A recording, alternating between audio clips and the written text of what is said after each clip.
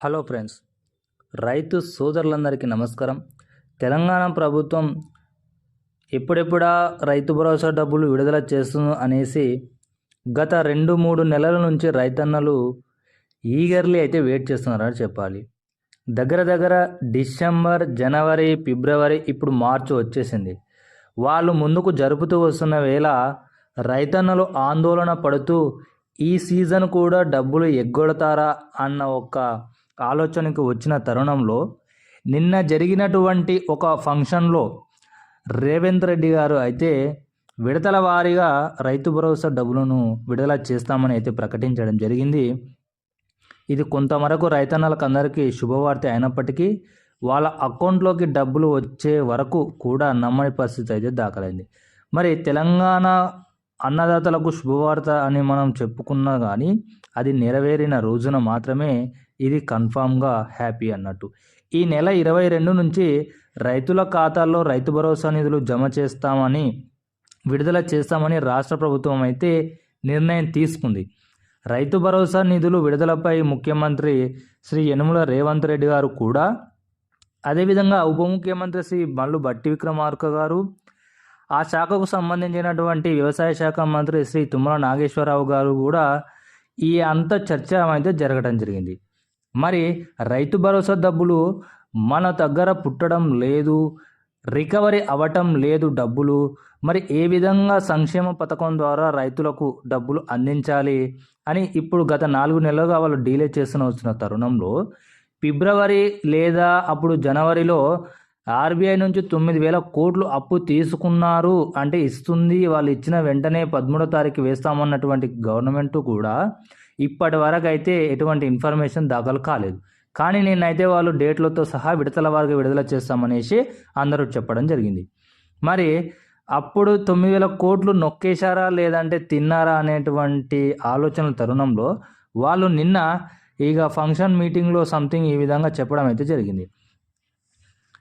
మొదటి విడతగా ఈ నెల 22వ తేదీన సిద్దిపేట జిల్లా నర్మెట్ట నుంచి 70 లక్షల మంది రైతులకు కేవలం ఎకరం వరకే 3,590 కోట్ల నిధులు రైతుల అకౌంట్లోకి మంత్రి గారి చేతుల మీదుగా బదిలీ చేయనున్నారైతే ఎవరైతే చెప్పడం జరిగింది 22 తారీఖున.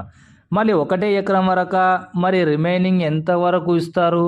అప్పుడు కేసీఆర్ ప్రభుత్వం ఉన్నప్పుడు అయితే చాలా వరకు 10 ఎంత ఉంటే అంత ఇచ్చేవారు అనేసి.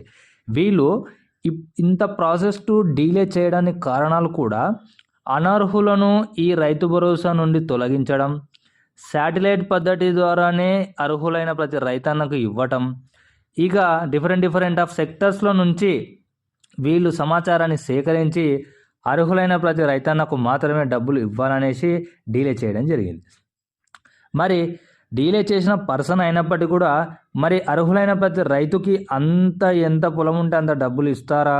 10 ఎకరాలకు ఇస్తారా? 5 ఇస్తారా? ఎంత ఇస్తారా అనేది చూడాల్సి ఉంది. మరి మొదటి విడతగా అయితే 3,590 కోట్లను అయితే 22 తారీఖునైతే శ్రీ యనుమల రేవంత్ రెడ్డి గారు అయితే విడుదల చేయనున్నారు.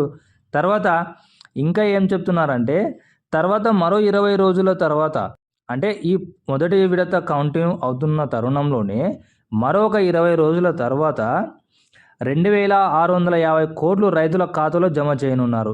ఏప్రిల్ నెలాఖరులోగా మిగిలిన రైతులకు వారి ఖాతాలో బదిలీ చేయనున్నారనేసి మొత్తంగా చూసుకుంటే 1,50,00,000 కోట్ల ఎకరాలకు సంబంధించి దాదాపుగా 9,000 కోట్లు రైతు భరోసా నిధులు అన్నదాత ఖాతాలో అయితే జమ కానున్నాయైతే వాళ్ళైతే చెప్పడం జరిగింది.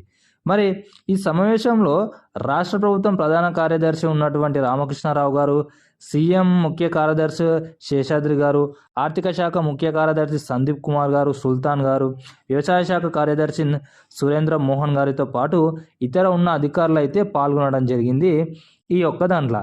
ఈ విధంగా వాళ్ళు విడతల వారీగా టోటల్గా రైతన్న అకౌంట్లో అయితే డబ్బులు జమ చేయనున్నట్టయితే మనకైతే రాష్ట్ర ప్రభుత్వం పక్క ఇన్ఫర్మేషన్ అయితే ఇవ్వడం జరిగింది. మరి రైతన్నలు ఎప్పుడెప్పుడా డేటు అవి రాలేదు అని వేచి చూసిన ప్రతి ఒక్కరికి కూడా కాస్త ఉపశమనం కలిగించే విధంగా రాష్ట్ర ప్రభుత్వం 22 తారీఖున రైతు భరోసా నిధులను అయితే జమ చేయండి.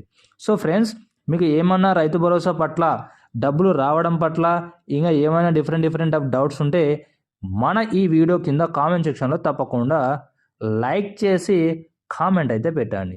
Thank you.